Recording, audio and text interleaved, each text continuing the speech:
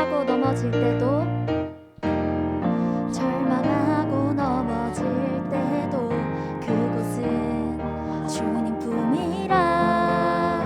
핍박당해 어려워도 나는 세상을 이기신 주님 품이라. 내 마음 시험에 들어도 나는 늘 이기리라. 나의 현재 나의 미래 주님 것이니 오늘도 승리하리라. 주님의 품에서 난 안전해. 영원히 주 안에 나 거하리. 구원자 되신 주 나의 목자 생명 되신 예수. 절망하고 넘어질 때도 절망하고 넘어질 때도 그곳은 주님 품이라. 핍박당해 어려워도 나는 세상을 이기신 주님 품이라. 내 마음 시험에 들어도 나는 늘 이기리라. 나의 현재 나의 미래 주님 것이니 오늘도 승리하리라.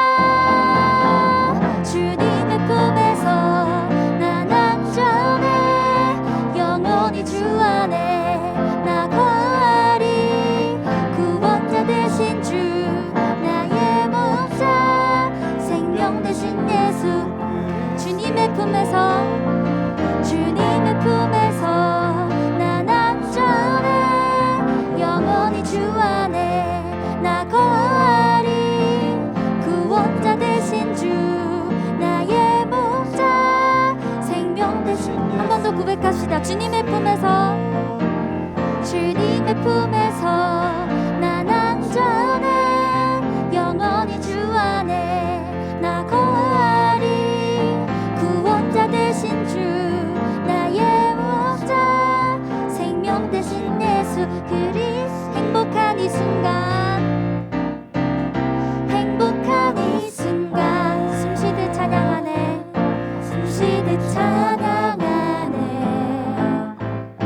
임마누엘 함께 하시는 이 비밀. 내가 너와 함께 영원히 너와 함께 있겠다 말씀하신 주님 사랑. 다시 한 번 더 고백합시다. 행복한 이 순간 내 영혼 노래하네. 내 영혼 노래하네.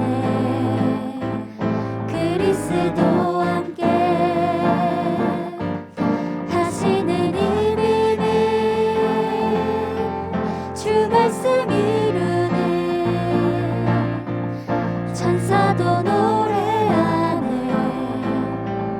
넘치는 평안함 주님 안에서. 어디든 주와 함께라면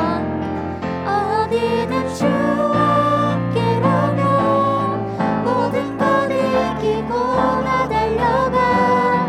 주 나의 힘 되고 나의 목자시니 나 두려움없네. 나 항상 주만 바라보며 모든 것 주님께 맡기리라. 주 나의 힘 되고 나의 목자시니 나 부족함. 어디든 주와 함께라면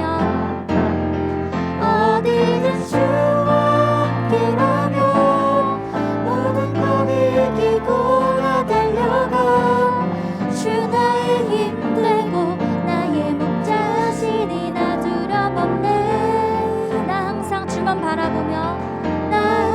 주만 바라보며 모든 것 주님께 맡기리라.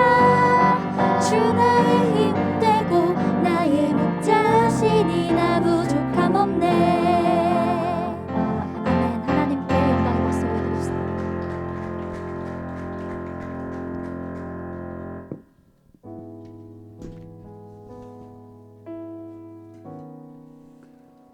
귀한 렘넌트들, 지금 우리 모두는 예배를 위해서 이 자리에 함께 모였습니다. 우리 귀한 예배 드리는 이 시간, 우리 오직 예수 그리스도를 생각하는 다른 생각 모두 내려놓고 오직 예수 그리스도 그 이름만을 생각하고 누리는 시간 되셨으면 좋겠습니다. 우리 예수를 깊이 생각하라 함께 고백하시겠습니다.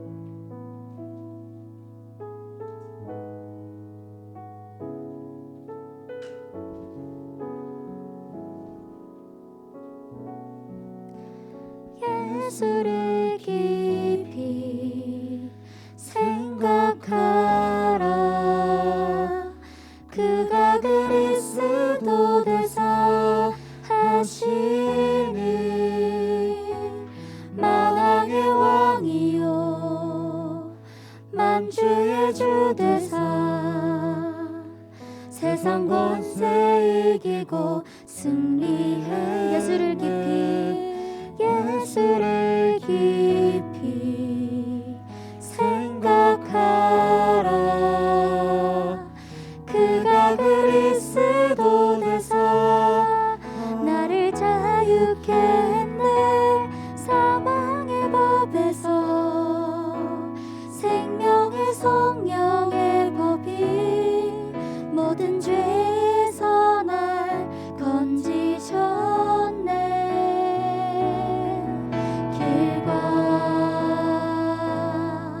진리 되사 말씀의 빛으로 생명과 능력으로 모든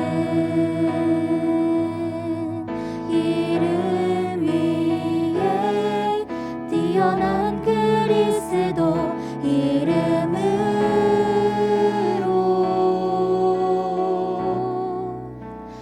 예수를 깊이 생각하라.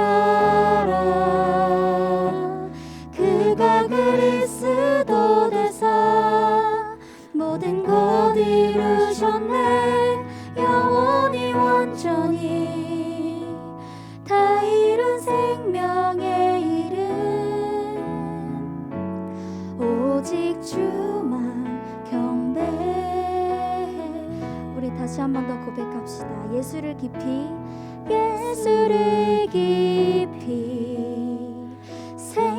생각하라.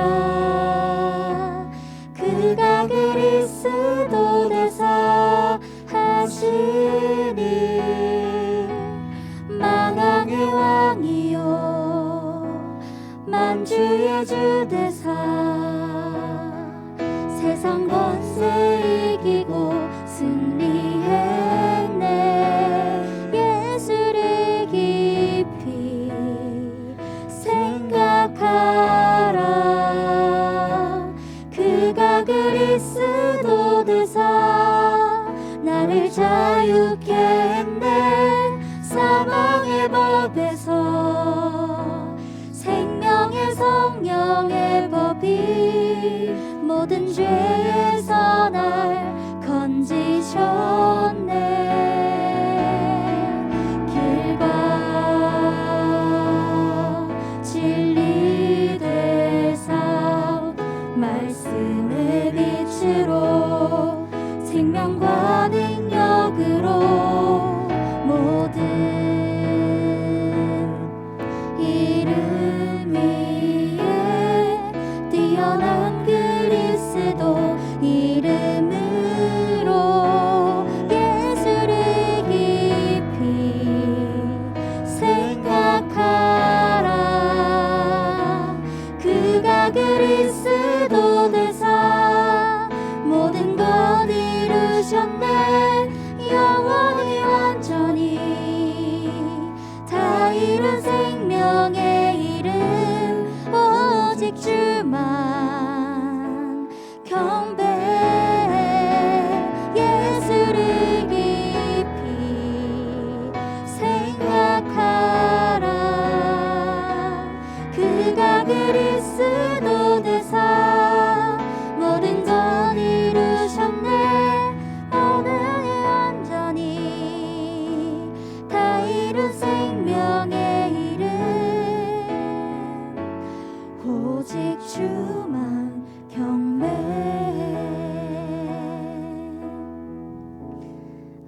우리가 예배하는 이 시간 오직 그리스도 예수 이름만 생각하고 경배하는 시간 되기를 원합니다. 우리 사회자 나오시기 전까지 이 시간 함께 기도합시다. 그리스도 예수께서 사망의 법에서 생명의 성령의 법이 우리를 구하셨다는 그 말씀 가지고, 그 믿음 가지고 우리 함께 성령 충만함 달라고 함께 합심으로 기도하시겠습니다.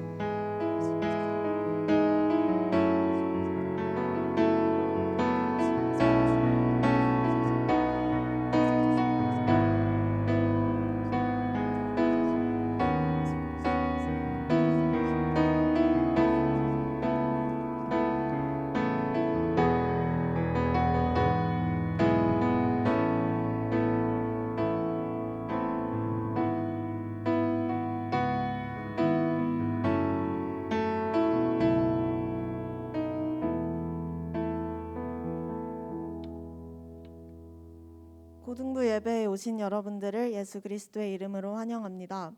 예배 집중을 통해서 보좌의 축복 누리는 예배가 되시기를 기도합니다. 김성주 랩넌트가 예배를 위해서 기도하시겠습니다.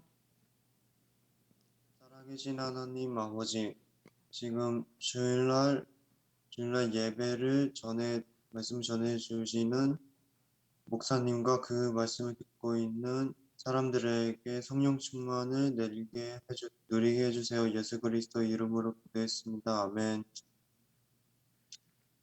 이남현 목사님께서 말씀 증거해 주시겠습니다.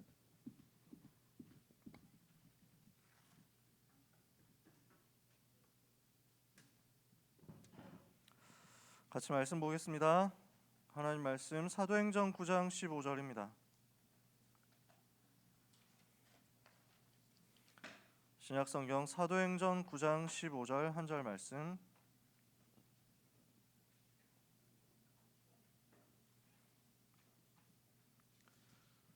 제가 가진 성경책에서는 신약성경 202페이지에 있습니다. 사도행전 9장 15절 한 절 말씀 찾으셨으면 다 같이 읽겠습니다. 주께서 이르시되 가라, 이 사람은 내 이름을 이방인과 임금들과 이스라엘 자손들에게 전하기 위하여 택한 나의 그릇이라. 아멘. 바울이 이 부분을 보면서 미리 봤으니까 사실 인생은 다 결정된 거죠. 바울이 미리 본 것 오늘 받을 말씀입니다. 뭘 미리 봤냐? 나를 통해서 하나님이 이 일을 하시겠구나 하는 것을 미리 봤습니다.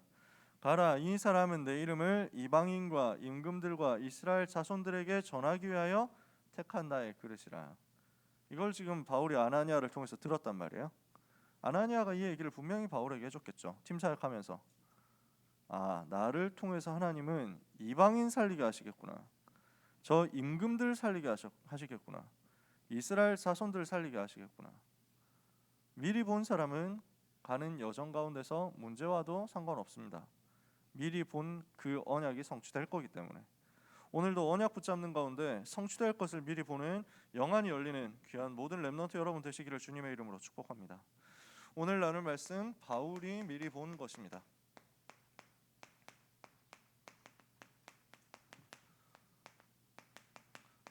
복음이 얼마나 능력이 있냐면요, 이 복음 받는 모든 사람은 변화됩니다. 복음 들어가면 다 변화되고 복음 들어가면 다 살아납니다. 이게 기독교 역사예요. 반별다락방하면서 고3 랩런트들하고 그런 얘기를 좀 했는데, 그리스도 만나니까 전부 변화되더라고. 그리스도 만나니까 전부 변화되고 살아나더라고. 복음은 모든 것을 변화시키는 능력입니다.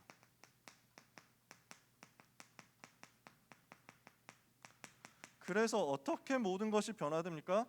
사망에서 생명으로 변화되는 것입니다.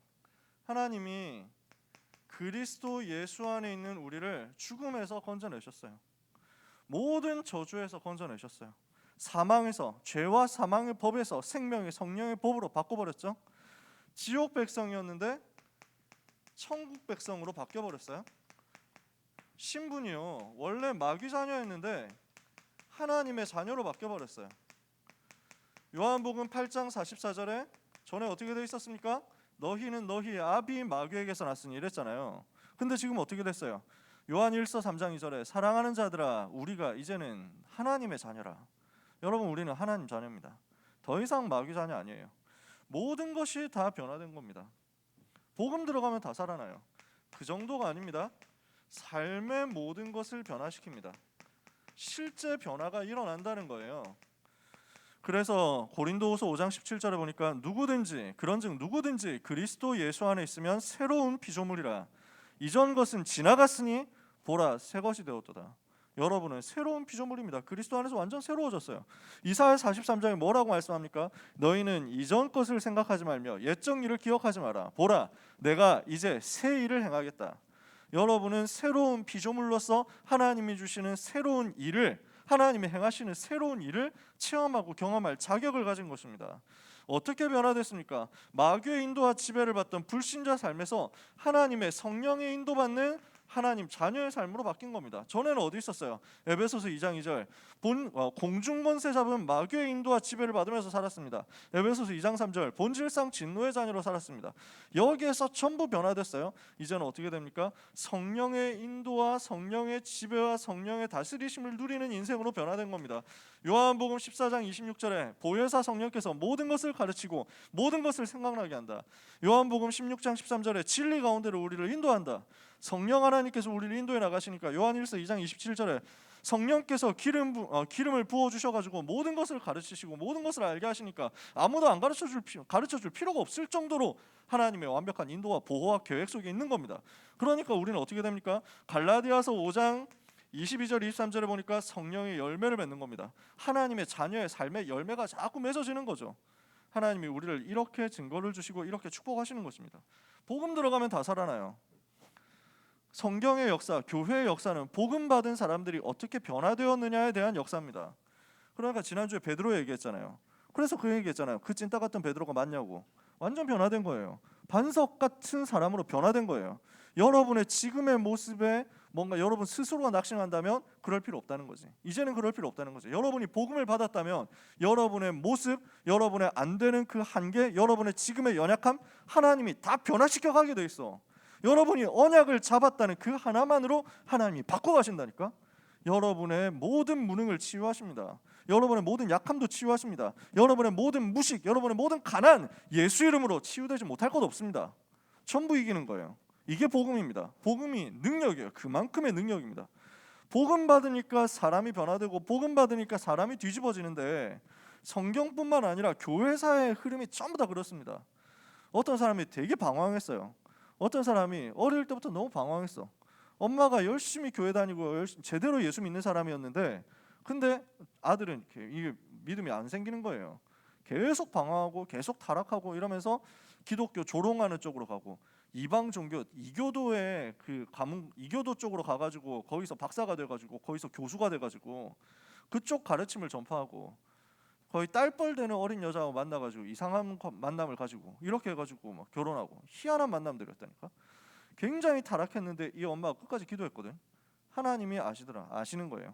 어느 날 이 사람이 변화되었는데 어느 날 이 사람이 충격받고 변화되었는데 인생이 뒤집어져가지고 나이 많아가지고 예수 믿었는데 초대교회 교회 흐름을 중요한 흐름을 만드는 사람이 됐어요. 신학을 정리한 사람이 됐어요. 어거스틴이라는 사람입니다. 이게 교회사에 그렇게 기록된 거야. 복음 받으니까 사람이 뒤집어지더라. 복음 받으니까 사람이 완전히 달라지더라. 한국 교회사에서요. 반별 다락방에서 그 얘기했는데 김익두 목사님 같은 분은 원래 그 깡패 출신이거든요. 저작거리에 깡패 출신. 근데 복음 받고 완전 변화되어 가지고 전도자 된 거예요. 한국 교회 그 이기풍이라는 분이 있습니다. 이분은 원래 그 평양에서 건달처럼 지내면서 그 돌 던지면서 싸움하던 사람이었거든요. 그 시대는 투석이라는 그 투전인가 투석인가 하여튼 막 그런 게임이 있었어요.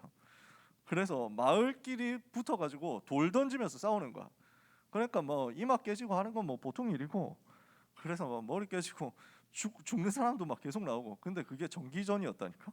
뭔가 서로 계속 그걸 가지고 그 경기를 한 거야. 마을 대 마을. 이 사람이 그거 선수였다니까. 돌 던지는 전문성이 있었어. 굉장히 갈등하고 방황하고 타락하는 가운데 서양 선교사님들이 왔다 갔다 하니까 기분 나쁜 거예요. 저 선교사 저건 뭔데 이래가지고 막. 그래서 돌 던져가지고 머리 깼다니까. 근데 이 사람이 나중에 복음 받고 은혜 받고 변화되어 가지고 자기가 머리 깼던 그 선교사님 제자가 되어 가지고 그 선교사님 통해서 훈련 받아 가지고 한국 최초의 목사 7명 중에 한 명이 됩니다. 이기풍 목사님 제주도 선교사로 갔잖아요. 그 선교사님이 마포삼열이라고 사무엘 마펫이라는 선교사님. 하나님이 만드시고 하나님이 바꿔가시는데 아무도 못 막습니다. 지금 교회사에 이런 사람이 꽉 찼어요. 이런 증거가 시간이 없으니까 다 얘기를 못하지. 몇 명 더 얘기하고 싶은데 시간 갈까봐 참는다. 당장 류광수 목사님만 해도, 류 목사님 여기 친인척 안 계시죠? 류 목사님하고 친한 사람 안 계시죠? 제가 이렇게 얘기를 했다고 류 목사님한테 이남희 목사가 지난주에 강단에서 류 목사님 까던데요? 뭐 이러면 안 된단 말이지. 류 목사님이 청년 시절에 엄청 방황했다니까. 청년 시절에 깡패는 아니었는데 깡패 비슷하게 이렇게 해가지고 이제 사람들 끌고 다니면서 닥치는 대로 싸움하고 이랬는데 어느 날 변화되어 버린 거예요. 그 얘기를 반별다락고 하면서 얘기는 했잖아, 그렇지? 하나님이 사람을 바꾸시면은 진짜 날건달 양아치 진짜 노답 인생도 변화되어 가지고 전도자로 바뀝니다. 모든 것이 다 살아나는 거예요. 모든 것이 다 변화되는 거예요. 어떤 사람은 한국 교회 역사에 있었던 일입니다. 어떤 사람은 원래 이제 마음에 안 든다고 수틀린다고 도끼로 일가족을, 자기 원한 품었던 일가족을 다 죽여버렸어요. 도끼로. 끔찍하지. 근데 그 사람이 사형 선고를 받고 이제 죽을 날을 기다리고 있는데 복음을 받은 거예요. 그때 비로소 알게 된 거야. 내가 얼마나 큰 죄인인가. 그리고 나 같은 죄인을 위해서 그리스도께서 십자가에서 죽으셨다는 게 얼마나 놀라운 사실인가. 이 사람이 감옥 안에서 뒤집어진 거야. 사형 선고를 받았는데 사형 실제 집행을 할 때까지 시간이 있잖아. 완전 변화되어 가지고 감옥 안을 다 뒤집은 거야. 감옥을 다 살린 거야. 간수들이 충격받고, 와, 이 사람이 어떻게 이렇게 변했냐. 성자가 된 거야. 근데 아무리 훌륭한 사람 되고 아무리 성자가 되고 아무리 전도자가 되었어도 법은 법이잖아. 이 사람이 사형 당해야 되는 거야. 그러니까 간수들이 울었다니까. 이 사람 사형시키는데 간수들이 다 울었다고. 이런 천사 같은 사람을 우리가 왜 죽여야 되냐. 이런 사람이 세상 떠나면 안 된다 이랬는데, 이 사람 자기가 하는 얘기가, 자기는 괜찮다. 나는 너무 많은 죄를 지었기 때문에 당연히 죽어야 된다. 당연히 사형 당해야 된다. 근데 나는 너무 감사하다. 예수님이 나를 위해서 죽으셨기 때문에 나는 이제 천국에 간다. 내가 먼저 천국 갈 테니까 천국에서 만나자. 이래가지고 사형당하는 그 순간까지 찬송 부르다가 하나님 앞에 간 거예요. 복음의 능력이 얼마나 강력한가. 복음의 힘이 얼마나 위대한가. 그를 핍박하고 그를 방해하고 그를 박해하던 사람마저 전도자로 바꿔버린 거예요. 이 복음 받으니까요. 지금 한국 교회에서 굉장히 활동 많이 하시는 중요한 분이 한 분이 있는데, 이분은 원래 스님이었어요. 승려였어. 그래서 동국대 불교학과 나와가지고 군대도 승려로 갔다 왔다가 마음에 굳은 결심을 한 거야. 기독교를 없애겠다. 기독교를 완전히 없애버리겠다. 한국에서 기독교를 지워버리겠다. 이런 각오를 하고 승려에서 돌아와가지고 사회 활동을 한 거야. 무슨 활동을 하느냐? 기독교를 반대하는 활동을 한 거야. 종교자유연구원 이런 걸 만들어가지고, 왜 연예인들이나 뭐 이런 사람들이, 또는 공무원 이런 사람들이 공식 석상에서 하나님께 감사드립니다, 뭐 하나님께 영광을 돌립니다, 이런 말 하는 것을 금지시키도록 막 이런 운동 자꾸 하고요. 그 다음에 학교에서 사립학교, 미션스쿨 이런 데서 기독교 못 가르치도록 이런 거 법을 만들고 이런 거 계속 한 거야. 도전을 하고 소송을 걸고 이런 일을 한 거지. 그러다가 이 사람이 하루는 이제 평상시 활동이 그래. 공직자의 종교 중립 의무라는 법을 이제 만들기로 계획을 다 세워놓고, 이 사람이 모든 것을 다 마무리하기 직전에 절간에 올라가서 좀 쉬어야 되겠다 이렇게 한 거예요. 절에 올라가서 쉬면서 평상시처럼 하는 게, 활동하는 게 뭐였냐면 기독교 방송에 나오는 설교 모니터링 하는 거. 기독교 방송 목사님들이 설교하면 그거 가지고 이제 잘못한 거 있나 없나 이거 찾아가지고 꼬투리 잡아서 고발하고, 그 다음에 이제 막 이렇게 이제 언론에 퍼뜨려가지고 조롱하고 이런 거 하는 게 이 사람 특기였거든. 이분의 취미였어. 전문 활동이었어. 평상시처럼 그래가지고 TV 틀어놓고 기독교 방송 딱 틀어놓는데, 모든 사람은 죄인입니다 이랬더니 목사님이, 이러니까 죄인 웃기는 소리 하네 병신 뭐 이러면서 크크크 하는데 갑자기 자기가 쓰러진 거야. 갑자기 자기 온몸이 굳어가지고 쓰러진 거야. 이게 뭐지 하다가, 내가 이대로 죽는 건가? 아무도 없잖아. 또 내가 이대로 죽는 건가? 순간 이 사람이 깨달은 거야. 진짜 내가 죄인 맞구나 깨달은 거야. 정말 나는 가능성이 없구나. 그럼 그때 자기도 모르게 고백이 나온 거야. 하나님 저를 살려주십시오. 자기가 그때까지 조롱했는데 하나님 저를 살려주십시오. 근데 이 사람이 그 자리에서 회복이 된 거야. 죽을 뻔했는데 살아난 거야. 그때 이 사람이 깨달은 거야. 아, 내가 진짜 죄인이 맞았구나. 그리고 나 같은 사람을 그리스도 예수님이 찾아오셨구나. 내려가가지고 자기가 지금까지 공격하고 파괴하기 위해서 봤던 성경을 새로 보는데 이 복음이 깨달아지는 거예요. 이 사람이 완전히 돌변한 거야. 그래서 자기가 만들고 자기가 이제 시스템을 막 갖추려고 했던 그 기독교 없애는 그것과 이제 싸우는 거야. 어느 정도 이 사람 변화됐냐? 운전하고 가다가 길거리에 십자가 보이면은 눈물이 나가지고 운전을 못하는 지경까지 된 거야. 하나님이 나 같은 죄인을 사랑하신 게 너무 감사하고, 예수님이 나를 위해서 십자가에서 죽으시고 부활하신 게 너무 놀랍고 감사하고 너무 행복하고, 이래가지고 십자가 보이면 운전 그만하고 차 세워놓고 통곡하고 감사하고 그리고 또 가고, 이런 사람으로 바뀌어버린 거야. 제가 그분 간증이나 뭐 이렇게 글 쓴 걸 몇 번 봤거든요. 아, 진짜 너무 뜨거워. 이래가지고 복음을 위해서 이 사람 생명 건 거야. 나 같은 죄인을 살려주신 이 하나님의 은혜를 위하여 나는 복음 전하는 일에 생명 걸겠다. 그래서 복음 지키는 그 사역하는 교수가 됐어. 지금 하나님이 그렇게 바꾸는 거야. 지금도 그런 일은 계속 일어납니다. 복음 받는 사람은 다 살아나요. 복음이 들어가는 개인 살아납니다. 복음이 들어가는 가문 가정 살아납니다. 복음이 들어가는 나라마다 살아납니다. 제가 그런 얘기를 지금 다 할 시간이 없습니다. 특히 뭐가 변화되느냐? 가치관도 변화돼요. 세계관도 변화되는 것입니다. 모든 것이 변화되는데 이 속에 이것도 들어있습니다. 고린도후서 10장 4절 5절에 보니까요, 우리의 싸우는 무기는 육신에 속한 것이 아니고 오직 어떤 견고한 진도 무너뜨리는 하나님의 능력이다. 그래서 이 능력을 가지고 뭘 하는 것이냐? 모든 이론을 무너뜨리고 하나님 많은 것을 대적하여 높아진 것을 다 무너뜨리고 모든 생각을 사로잡아 그리스도에게 복종하게 한다. 하나님을 대적해서 스스로 높아지는 모든 지식과 모든 이론과 모든 이념과 모든 사상을 무너뜨리고 그 모든 생각을 사로잡아 그리스도께 복종하도록 만드는 것이다. 이게 가치관의 변화예요. 이게 하나님의 자녀가 복음 받았을 때 일어나는 세계관에 일어나는 변화예요. 지식에까지 변화되는 일이에요. 골로새서 3장 10절에 보니까 우리가 복음 받고 나서 하나님의 자녀가 되고 새 사람을 입었는데 이 새 사람 입은 것은 무엇을 말하느냐? 이는 자기를 창조하신 이의 형상을 따라 지식에까지 새롭게 하심을 입은 자니라. 하나님이 우리를 이렇게 바꾸신다고요. 세계관이 어떻게 변화되느냐면요, 전에는 세상 것이 전부인 줄 알았어요. 세상의 것이 대단한 줄 알았어요. 세상의 것이 위대한 줄 알았어요. 세상의 것이 가장 가치 있는 줄 알았어. 세상의 것을 위해서 살아갔어. 세상의 돈 벌기 위해서 살아갔어. 세상의 학벌을 위해서 살아갔어. 명예를 위해서 살아갔어. 더 높은 자리를 위해서 살아가는 거야. 근데 알고 보니까, 이게 복음 알고 보니까 세상의 것이 필요하지만 세상에 오는 영적인 문제와 재앙을 해결을 못하는 거야. 이 세상의 것이, 세상의 지식이, 세상의 문화가, 세상의 가치가, 세상의 명예와 세상의 권력과 세상의 돈이 뭔가 살아가는데 필요한 것 같지만, 그러나 세상에 다가오는 재앙을 막을 수 없고 오히려 이것 때문에 사단에게 종노릇하게 되더라. 이거를 알게 된단 말이야. 그래서 하나님이 그리스도를 보내셨구나 하는 것을 알게 되는 겁니다. 어떻게 우리의 가치관이 바뀌느냐, 어떻게 우리의 생각이 바뀌느냐, 복음 받으면 어떻게 달라지느냐.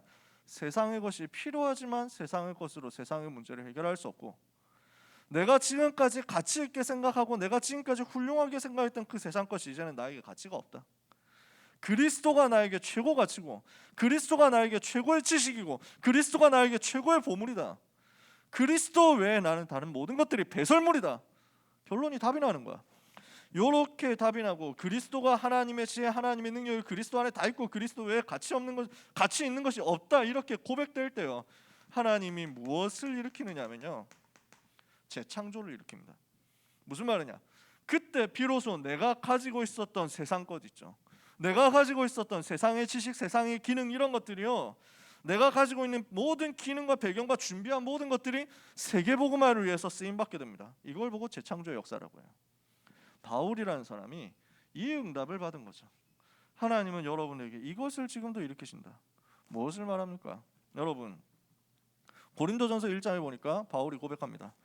유대인은 표적을 구하고 헬라인은 지혜를 찾는다. 그런데 능력도 지혜도 다 그리스도다.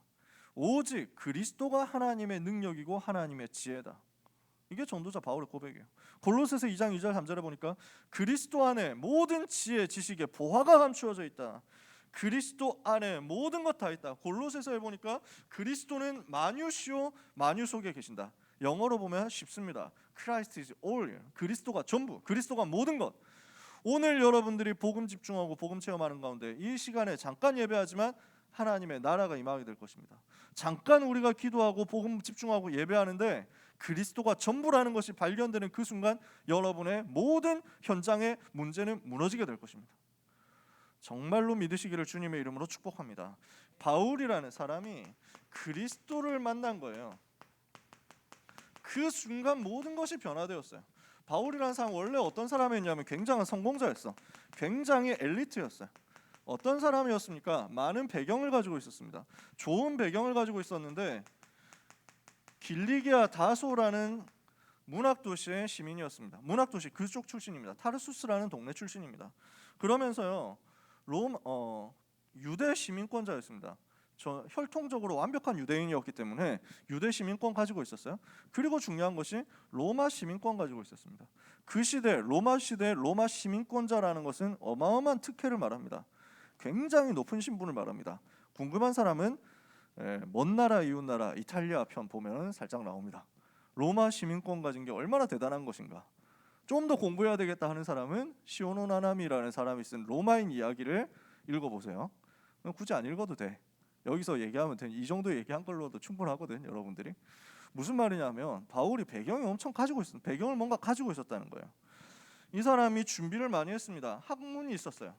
학벌이 가말리엘이라는 사람 밑에 공부했습니다. 최고로 공부 많이 했다는 거죠. 그리고 많은 학문 준비가 되어 있었습니다. 실력이 굉장히 준비되어 있었어요. 그때 당시에 중요한 학문이 수사학이라고 해서 말을 꾸미는 기술입니다. 그러니까 말을 예쁘게 하고 말을 훌륭하게 하고 말을 논리적으로 하는 기술이 그때 당시에 가장 중요한 학문 중에 하나였습니다. 수사학. 그리고 철학. 이건 여러분들이 잘 알잖아요. 바울이 나중에 보면요 에피쿠로스 학파 철학자, 스토아 학파 철학자들하고 논쟁했다는 내용이 사도행전 17장에 보면 나오죠. 여러 가지로 철학에 대해서 훈련을 많이 받았습니다. 법학을 공부한 사람입니다. 나중에 로마 시민권 가지고 다 이제 그 써먹는 자기의 법적인 권리를 써먹는 모습을 볼 수 있거든요. 법을 제대로 공부했습니다. 그때 당시에 중요한 학문들 중에 하나였단 말이에요. 그러면서 신학을 제대로 공부했어요. 그러니까 구약 성경을 완전 외우는 정도까지 공부를 했습니다. 언어적으로 뛰어났는데 아마 4개 국어 정도는 했던 것 같다. 아람어를 그때 당시에 유대 나라에서 쓰고 있었거든요. 아람어. 이거는 자기 모국어니까. 그 다음에 헬라어 쓸 줄 알았습니다. 그리스어. 그 다음에 성경 연구해야 되니까 고대 히브리어를 할 줄 알았습니다. 그리고 로마 황제 앞에 섰으니까 라틴어 할 줄 알았을 것이다. 그럼 4개 국어가 되잖아요. 대단한 실력 가지고 있었죠. 굉장히 많은 현장에서 성공도 했습니다. 어디까지 갔느냐? 산헤드린 공회라는 곳에 회원이 된 겁니다. 산헤드린이라는 것은 지금으로 따지면 유대 나라의 국회거든요. 국회의원이 된 거예요. 그때 당시 국회의원 자격이 산헤드린 공회 회원 되려고 하면은 30세 이상이어야 되고 한 여자의 남편이어야 된다. 이런 자격이 있어. 조건이 있어. 그래서 바울이 결혼을 했을 수도 있다. 이렇게 보는 학자들도 있습니다. 자세한 건 중요한 거는 천국 가봐야 알겠지만, 그 사실인지 아닌지는 천국 가봐야 알겠지만, 아무튼 이렇게 해가지고 모든 것을 다 가지고 있는 성공자였단 말이에요. 굉장히 유리한 많은 조건들을 가지고 있었어요. 그런데 사실은 뭡니까? 실상은 실패자였어요. 어떤 실패가 있었습니까? 이 사람이 모든 것 다 가지고 있는데 이 문제가 해결이 안 되는 거예요. 영적인 갈등과 고민과 답답함이 해결이 안 되는 거예요. 영적인 문제가 자꾸 자기에게 찾아오고 고민과 갈등이 찾아오고 염려가 찾아오는데 이거를 이겨낼 수 있는 게 없는 거야. 그러니까 열심히 해보면 될 줄 알고 신앙생활을 열심히 하는데 이 열심이 틀린 열심인 거야. 이러니까 계속 방황하게 됩니다. 좀 내가 잘 믿어보면 될 줄 알았는데 이게 잘 안 되는 거야. 절대로 이게 해결이 안 되는 거야. 그러니까 어떻게 되느냐? 제대로 내가 믿어봐야 되겠다 하니까 저 유대 종교를 내가 믿고 있는 유대교 하나님 이거를 방해하는 것 같은 저 이단 나사렛 예수가 그리스도다 하는 저것들 다 없애야 되겠다. 진짜 내가 하나님 위해서 충성해야지. 내가 교회를 위해서 충성하겠다. 이단 박멸해야지. 이렇게 해가지고 나선 거예요. 그래서 사정없이 교회를 핍박하는 사람이 됩니다. 스데반이 복음 전할 때 스데반 사형 선고 내리는 그 자리에 증인이 돼가지고 판결 내리고요. 그러면서 예수 믿는 사람들을 다 잡아 가두고 구속영장, 체포영장 받아가지고 잡아가지고 감옥에 가두고 이제는 다메섹까지 가가지고 그 외국까지 가가지고 도망간 사람들을 잡아오려고 지금 나선 겁니다. 그게 지금 사도행전 9장이거든요. 굉장히 영적으로 갈급하고 시달리는 상태였는데 이것을 사람들은 모릅니다. 왜? 눈에 보이는 이런 것들 때문에. 눈에 보이는 이런 좋은 배경도 있고 실력이 있고 이런 거 같으니까 사람들이 착각하는 거예요. 속는 거예요. 야, 대단한 사람이다. 훌륭한 사람이다. 근데 속으로는 사실은 썩어가는 거야. 여러분 주변에 있는 또 여러분이 앞으로 사회로 가게 되면 만나게 될 성공자들이 다 실제로는 그런 모습입니다. 이 사람이 어느 날 변화된 거예요. 이 사람이 복음으로 답을 낸 거예요. 부활하신 주님이 직접 찾아오신 것입니다. 예수 그리스도께서 부활하신 예수 그리스도께서 이 핍박자 사울에게 직접 나타납니다. 원래 이름이 사울이에요. 그죠? 이 사람 이름이 그 히브리어로는 사울, 그다음에 헬라어로는 파울로스, 라틴어로 하면 파울루스라고 하는. 그래서 헬라어 그 라틴어 계열에서는 바울이라고 하고요. 히브리어로는 사울이라고 합니다. 이름의 뜻이 조금 다른데 중요한 건 아니에요. 그 이름의 뜻이 중요한 게 아니야. 왜냐하면 그때 당시 흔히 쓰는 이름이니까. 그래서 여러분들 중에서 막 영어 이름 가지고 있는 친구들 있잖아, 그지? 그러니까 그 한국에서는 내가 누구누구다 이런데 외국 가가지고는 아, 난 마이클이야 뭐 이런 거 하고 똑같은 거야. 그래서 그 유대 그 이제 예루살렘 가서 유대인들하고 만나면은 아, 나는 사울이야 뭐 이렇게 해가지고 외국인들 만나고 로마 사람들 만나면 아, 나는 바울이야 뭐 이렇게 얘기를 하는 거지. 이런 바울입니다. 이런 사울입니다. 부활하신 주님이 나타나셔가지고 핍박하러 가는 예수 믿는 사람들을 잡아서 감옥에 가두고 죽이려고 하는 이 바울에게 주님이 나타나서 말씀합니다. 사울아 사울아 네가 왜 나를 핍박하느냐. 해보다 더 밝은 빛이 나와가지고 말 타고 가는데 다 쓰러진 거예요. 같이 가던 팀들이 다 쓰러졌어. 너무 눈부셔가지고 볼 수가 없어. 이 중에 주님의 음성이 바울에게만 들립니다. 사울아 사울아 네가 왜 나를 핍박하느냐. 주여 누구십니까? 나는 네가 핍박하는 예수다. 여기에서 끝난 거예요. 자기 나 같은 핍박자, 나 같은 박해자, 나 같은 방해자, 교회를 핍박했던 그런 모자란 사람을, 그런 죄인을 주님이 찾아오셔서 구해 주셨구나. 나를 이 멸망 상태 속에서 구해 주셨구나. 절대 불가능이었던 내가, 내 힘으로 절대 문제 해결할 수 없었던, 절대 불가능이었던 내가 하나님의 은혜로 절대 가능의 복음을 받았구나. 이게 바울의 평생의 감사예요. 나는 네가 핍박하는 예수다. 주여 누구십니까? 하는 그 질문 속에 이게 들어있는 겁니다. 나의 영적 갈등을 누가 해결해 줄 수 있습니까? 나의 고민과 갈급한 영적인 문제 누가 해결해 줄 수 있습니까? 누가 나를 이 죄와 사망의 법에서 건져낼 수 있습니까? 이걸 가지고 이것을 해결할 수 있는 당신이 누구십니까? 그때 주님이 대답하는 거예요. 나는 네가 핍박하는 예수다. 여기에서 끝났습니다. 예수님이 바로 그리스도였구나. 내가 찾던 메시아, 내가 찾던 그리스도, 내가 찾던 모든 문제 해결자가 바로 예수님이었구나. 내가 핍박하던 그 예수님이 바로 나의 모든 문제 해결하시기 위해서 나를 위해서 죽으시고 나를 위해서 부활하신 그 그리스도 맞았구나. 그러면 끝나는 거예요. 이 바울이 여기에서 복음을 받고 인생의 방향을 완전 뒤집어 버리잖아요. 복음 막는 사람에서 복음 전하는 사람으로, 복음을 막기 위해서 생명 걸었는데 이제는 복음 전하기 위해서 생명 거는 사람으로. 이러니까 이 사람을 하나님이 어떻게 사용하시느냐. 사도행전 9장 10절에 아나니아라는 사람을 통해서 복음을 집중적으로 받아가지고 치유되게 만듭니다. 그죠? 팀 사역 받고 복음 받고 집중적으로 치유되는데 이때부터 미리 보는 역사가 시작되는 거예요. 사도행전 9장 15절. 이 사람은 이방인과 임금들과 이스라엘 자손들에게 내 이름을 증거하기 위하여 택한 나의 그릇이다. 자기의 인생이 보인 거예요. 자기 인생이 답이 난 거예요. 아, 하나님 나를 이 일을 위해서 불렀구나. 나는 이 일을 앞으로 하게 되겠구나. 이게 무슨 말입니까? 아무도 할 수 없고 자기만이 할 수 있는 세계복음화 발견된 거예요. 다른 사람은 흉내낼 수 없고 나만이 할 수 있는 세계복음화. 여러분, 베드로가 할 수 있는 세계복음화 따로 있습니다. 또 야고보가 할 수 있는 세계복음화 따로 있습니다. 요한이, 빌립이, 안드레가, 바돌로메가, 도마, 마태 이런 사람들이 할 수 있는 세계복음화 따로 있습니다. 지금 바울만이 할 수 있는 세계복음화가 나온 겁니다. 예수님이 이 부분을 바울에게 메시지로 준 거예요. 이방인과 임금들과 이스라엘 자손들 앞에 서서 예수 이름 증거해야 될 일이 필요한데, 세계복음을 알려면 그 일을 해야 되는데, 그 일을 위해서 하나님이 이 모든 것을 예비를 해놓고 준비를 시켜놓은 거예요. 그래서 왕 앞에 서서 복음 전할 수 있는 준비하도록 하나님이 어릴 때부터 바울을 만들어 놓고 이 시간에 부르셨단 말입니다. 그러니까 여러분들이 가지고 있는 기능 있죠, 여러분들이 가지고 있는 배경 있죠, 여러분들이 살아온 조건 있죠, 하나도 빠짐없이 세계복음을 위해서 쓰임받습니다. 하나도 빠짐없이 그것을 가지고 여러분은 세계복음하는 그 자리에 서게 됩니다. 여러분의 과거는 절대로 여러분에게 상처가 되지 않습니다. 이 복음 깨달은 사람에게 있어서 과거는 절대로 상처가 되거나 여러분을 올가매는 올가미가 되거나 여러분에게 문제를 자꾸 일으키는 함정이 되거나 이렇게 할 수가 없습니다.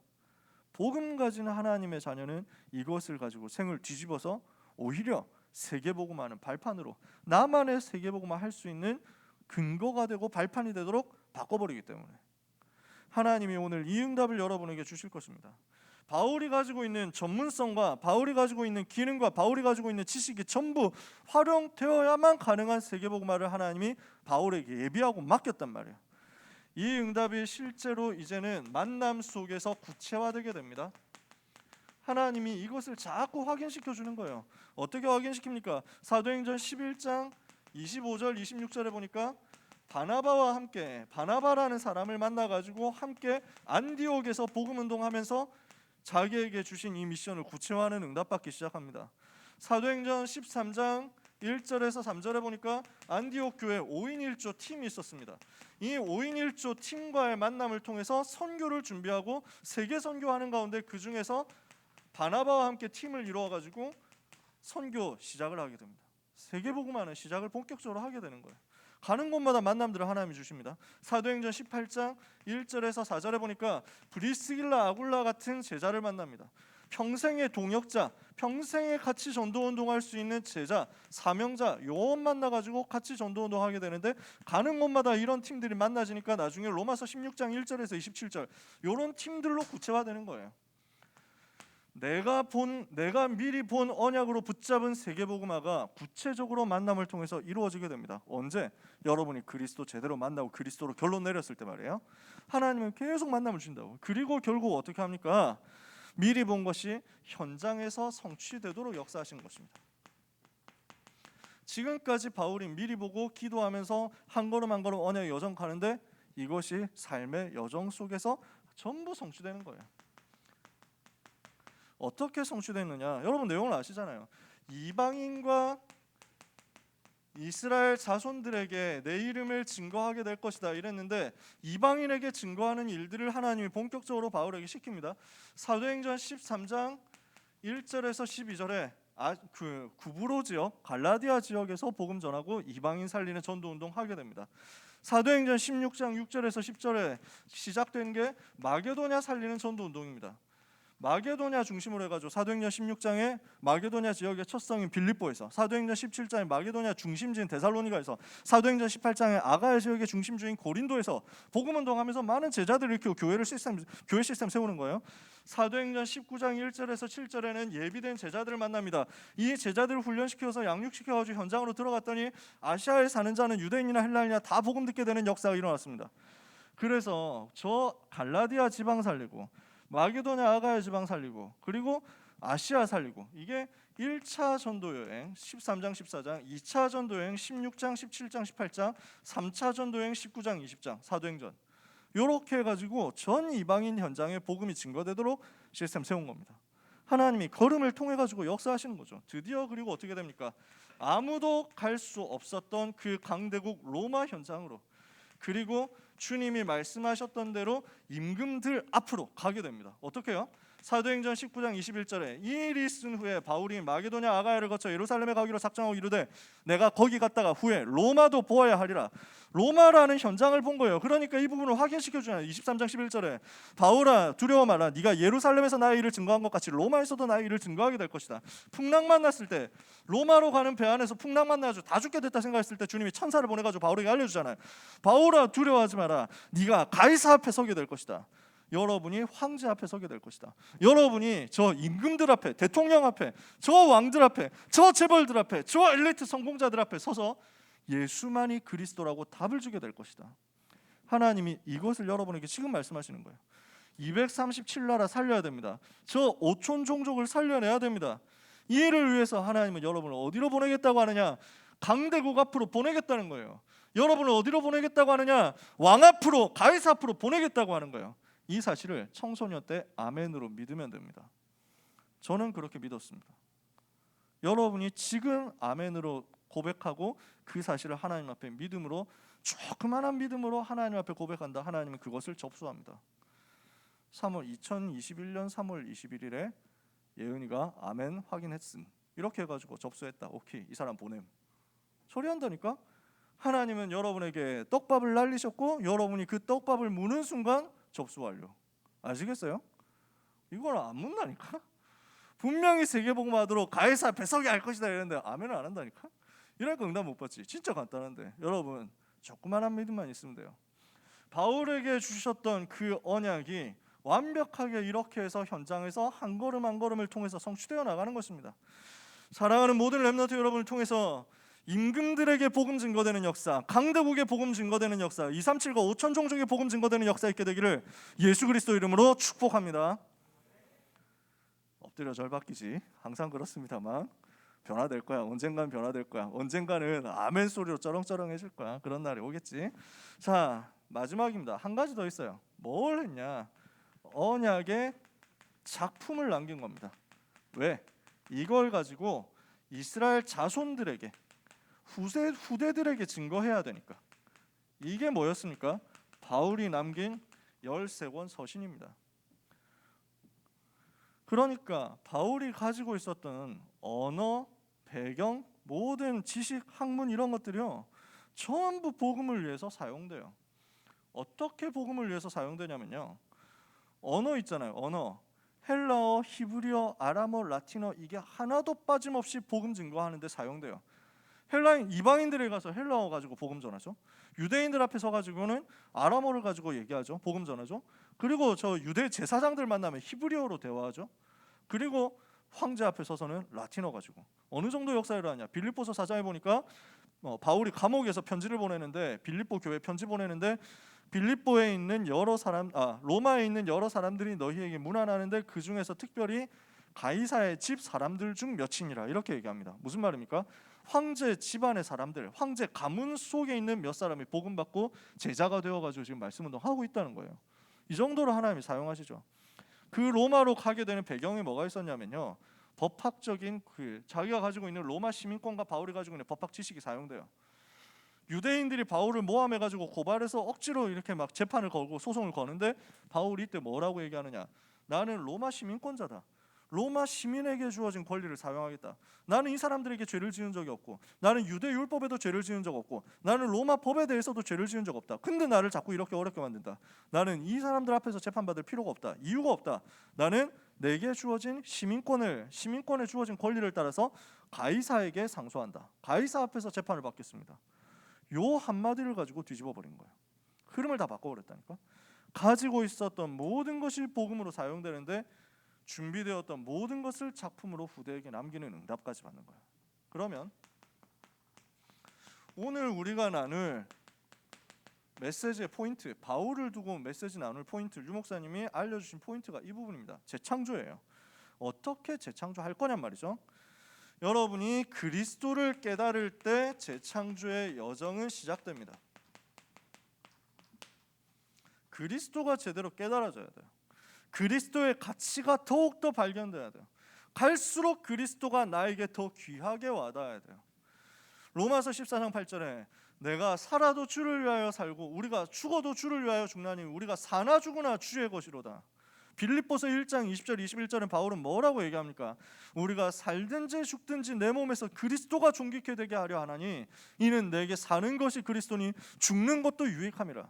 그리스도의 가치가 이만큼 발견되는 거예요. 갈수록 그리스도가 나에게 더 귀하게 와닿아야 돼요. 그리스도 외에 귀중한 거 없다. 그리스도 외에 더 소중한 거 없다. 나에게 그리스도가 가장 귀하다. 이렇게 발견되는 거야. 예수님이 그리스도 되심이 갈수록 여러분들에게 이해되고 정리가 돼야 돼요. 예수가 그리스도 되심이 정리되고요. 그 그리스도가 정말 모든 문제 해결자 맞구나. 정말 그리스도가 나의 그리스도구나 하는 것이 발견되고요. 체험되고 발견되고 점점 내가 그리스도께 발견되고 내가 그리스도를 발견하고요. 이렇게 해서 이것이 점점 믿어져서 그리스도가 나의 주인 되시는 믿음의 역사가 일어나는 겁니다. 이게 그리스도를 깨닫는 과정이에요. 이 정도까지 나와야 돼요. 성경을 통해서, 강단을 통해서, 현장의 상황을 통해서 예수님이 그리스도라는 사실을 정리해요. 그리스도가 그리스도 되시고 나의 모든 문제 실제 해결하셨다는 사실이 발견돼요. 그리스도가 나의 주인 되심이 이해되고 믿어져요. 저 날마다 그리스도가 나의 주인 되시니까 어떻게 가게 됩니까? 갈라디아서 2장 20절 되는 거예요. 나는 그리스도와 함께 십자가에 못 박혀 죽었나니 이제는 내 안에 내가 사는 것이 아니고 오직 그리스도께서 사시는 것이다. 두 번째입니다. 이렇게 그리스도가 발견되면요, 어느 단계로 가되느냐?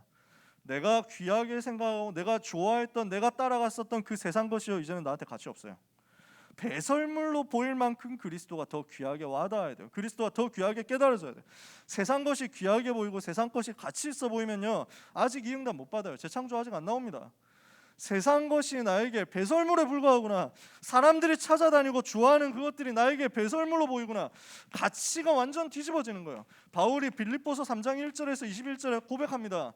그리스도 알고 나니까 전에 내가 귀하게 생각하고 전에 내가 좋게 생각하고 전에 내가 자랑스럽게 여겼던 모든 것들이 배설물에 불과하구나. 왜? 그리스도 아는데 방해되니까. 내가 이 모든 것을 해로 여기고 배설물로 여기면 내 주 그리스도 예수를 아는 지식이 가장 고상하기 때문이라. 내가 그를 위하여 모든 것을 잃어버리고 또한 모든 것을 해로 여기는 것은 내가 그리스도를 알고 그리스도 안에서 그리스도께 더 발견되기를 위하기 때문이다. 나는 그리스도께 더 발견되기를 원한다. 내가 그리스도를 더 깨닫기 원한다. 그리스도의 손에 잡힌 바된 그것을 잡으려고 쫓아간다. 그리스도 안에서 위에서 부르신 부름의 상을 위해서 나는 달려간다. 그리스도가 나의 최고 배경이다. 우리의 시민권은 하늘에 있다. 거기로부터 구원하는 자 곧 주 예수 그리스도를 기다리는 그가 우리의 낮은 몸을 자기의 영광의 몸의 형체와 같이 변화시키시도록 모든 그 이름의 권능과 영광의 권세를 가지고 나에게 역사하실 것이다. 그래서 그리스도가 최고의 지식이요, 그리스도가 나에게 최고의 가치, 그리스도가 나에게 최고의 상급, 그리스도가 나에게 최고의 배경, 그리스도가 나에게 최고의 목표, 그리스도가 나에게 최고의 권세. 바울의 고백이에요. 그 그리스도 안에서 나머지 모든 것들이 배설물로 여겨질 만큼 답이 나오는데요.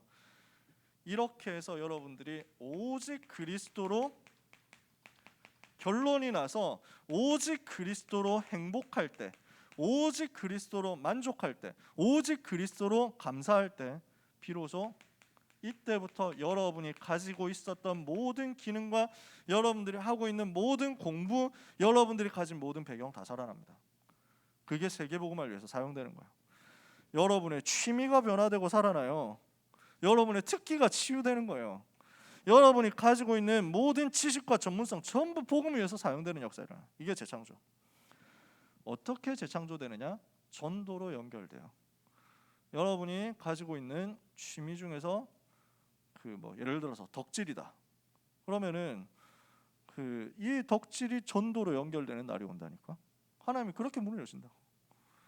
하나님이 축복하시는데 제가 그런 쪽을 좋아하잖아요. 저는 제가 스스로 덕후라고 불릴 자격이 없다고 늘 생각합니다. 왜냐, 진짜 덕질의 세계는 넓고 깊어. 그러니까 애니메이션 이런 것만 해도 얼마나 세계가 깊은지 몰라. 나는 잘 몰라요. 저보다 훨씬 전문성 있는 이제 동역자들 많이 있거든. 그 동역자들의 이름을 내가 여기서 얘기하고 이러면은 왠지 공개 처형 당하는 기분이 될 테니까 내가 고발을 할 수는 없고. 근데 나는 진짜 그런 분들 존경해. 그러니까 나는 조금 좋아하는 것 정도밖에 안 되지. 전에 교회에서 수요일에 설교하고 새로운 분이 있어가지고 인사를 하는데 나이가 나하고 비슷할 것 같다 이래가지고 물어보니까 1살 미치라. 나보다 1살 어린 분이었어요. 그래서 너무 반갑다 하면서 혹시 취미가 어떻게 되시나요? 하고 물어봤거든. 근데 내가 왜 그런지 모르겠어. 내 취미부터 먼저 밝힌 거야. 저는 건담 같은 거 좋아한다고. 이랬더니 이분이 눈이 반짝 떠지는 거야.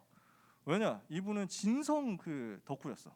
진짜 내가 너무 존경스러워. 그분하고 그래서 그때부터 이제 목사님 다른 목사님하고 셋이서 이 다른 목사님도 또 만화를 되게 좋아하시더라고. 이래가지고 맨날 수요일에 끝나고 같이 밥 먹으면서 이쪽 라인에 대해서 포럼하는데 와 얼마나 전문성인지 몰라요. 건담을 나한테 2개나 선물을 해주셨다니까. 내가 그 집에 놀러 가봤어. 와 진짜 그냥 거의 어림잡아도 한 수천만 원치 있는 것 같더라고. 피규어하고 그러니까 무슨 뭐 미소녀 이런 건 안 키우시더라. 그 주로 특촬물, 뭐 괴수 이런 거, 그 다음에 로봇 이런 거 해가지고 완전 전문성 있어. 나는 너무 멋있더라고. 야 진짜 괜찮다. 진짜 너무 훌륭하시다. 이러니까 이분이 너무 또 힘을 얻는 거야. 왜냐하면 이런 거 가지고 늘 핍박만 받았지 인정받는 사람을 인정해주는 사람을 본 적이 없거든.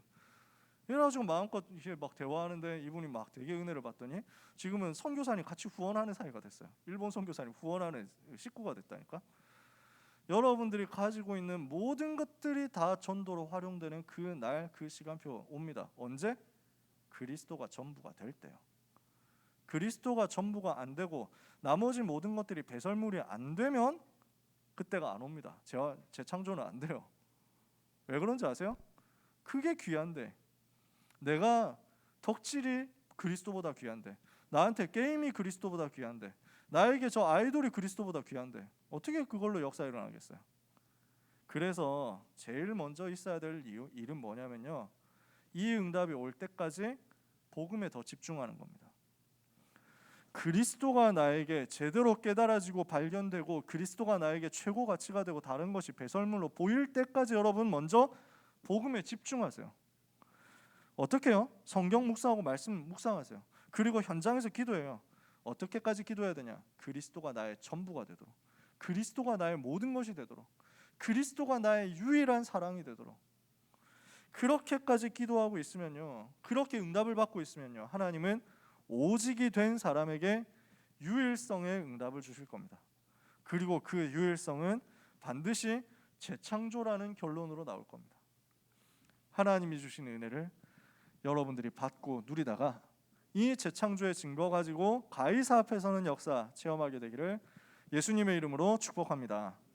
기도하겠습니다. 하나님 감사합니다. 바울이 미리 본 것이 우리 렘넌트에게 보여지게 하옵소서. 바울에게 주셨던 오직 유일성 재창조의 응답과 은사가 우리 모든 렘넌트에게 임하게 되기를 기도합니다. 그래서 이방인과 임금들과 이스라엘 자손들 살리는 역사 일어나게 하옵소서. 이 모든 것을 두고 먼저 기도하오니 사랑하는 모든 렘넌트와 전도자들에게 그리스도가 오직이 되는 응답 시작되게 하옵소서. 그리스도가 나의 유일한 사랑이 되시는 증거가 나타나게 하옵소서.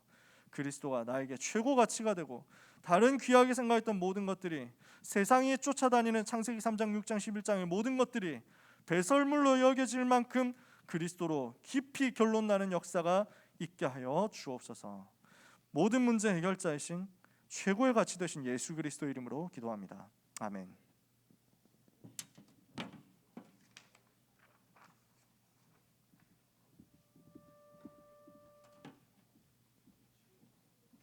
예수 그분만 찬양하시면서 준비하신 예물을 하나님께 드리겠습니다.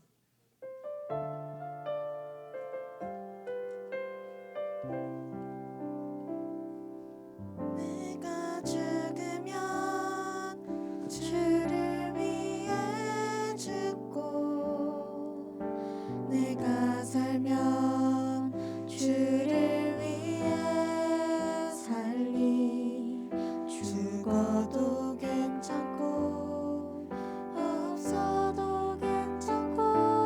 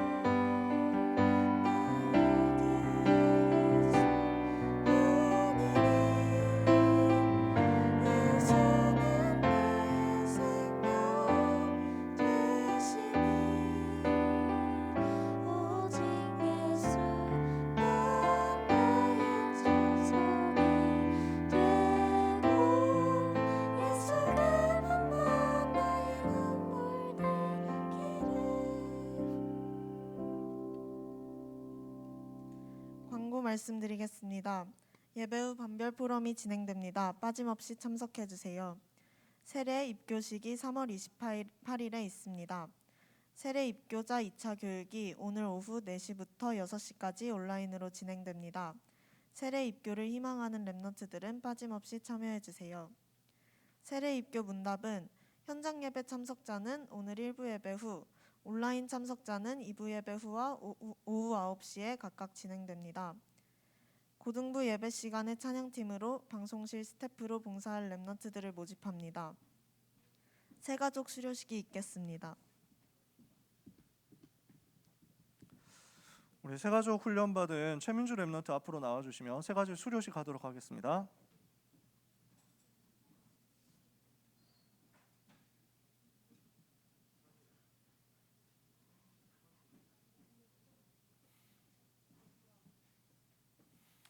네, 수료증 최민주 렘넌트. 이 사람은 하나님의 자녀 이 시대 살릴 렘넌트로 부름받아 본교회 새가족 교육 5주 과정을 은혜 가운데 마쳤으므로 이 증서를 수여합니다.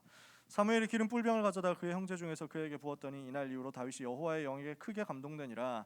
2021년 3월 21일 대한예수교 장로 임마누엘 서울교회 고등부 원래 교장이 적혀 있어야 되는데 교장 황상배 목사님, 담당 이남현 목사. 네.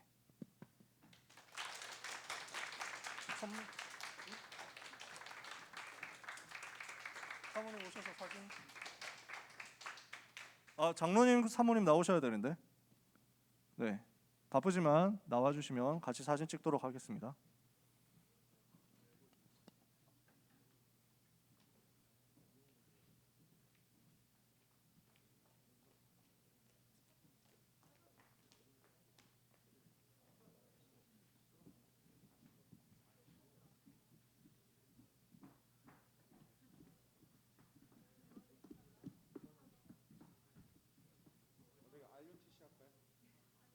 맞네, 그러네. 됐어, 찍겠습니다. 하나, 둘, 셋. 하나, 둘, 찍을게요. 하나, 둘, 셋. 넷.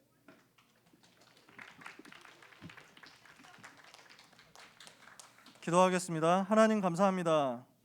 우리 새가족 수료한 최민주 렘넌트를 지금까지 인도해 주시고 신앙생활을 하는 가운데 전도자의 대열 속에 서게 하심을 감사합니다. 앞으로의 여정을 하나님이 축복하사 세계를 살리고 시대를 살리고 교회를 살리는 응답의 주인공 되게 하시며 저 237 나라 강대국과 5천 미전도 종족 살리는 하나님의 절대 계획 이루는 그리스도의 제자 주의 자녀 되게 하여 주옵소서. 처음 부르실 때부터 약속하셨사오니 그 부르심의 소망을 이루어 주시며 그 하나님의 계획이 이루어지는 그날까지 항상 성령으로 동행하시며 인도하여 주옵시고 충만케 역사하사 흑암의 권세가 그 걸음 앞에 무릎 꿇게 하여 주옵소서. 오늘 사랑하는 렘넌트와 전도자들이 하나님 앞에 감사의 예물을 언약이 담긴 예물을 드립니다. 이 헌금을 통하여 하나님의 나라가 임하게 하옵시며 현장에 재앙 만난 자들에게 복음이 증거되는 역사가 있게 하옵소서. 예물 드린 손길은 하나님께서 만배로 축복하여 주시고 1천만 제자 일어나는 그 자리에 그 대열에 항상 있게 되는 역사가 경제 응답과 함께 전문성 기능 응답과 함께 미래 응답과 함께 임하게 하여 주옵소서. 예수 그리스도의 은혜와 하나님의 그 크신 사랑과 성령님의 역사하심이 말씀 받고 현장으로 향하는 모든 그리스도의 제자들 위해 오늘 새가족 수료한 최민주 렘넌트 위해 우리 모든 사랑하는 렘넌트들의 언약의 여정과 재창조의 미래 위에 지금부터 영원까지 항상 함께 계실지어다. 아멘.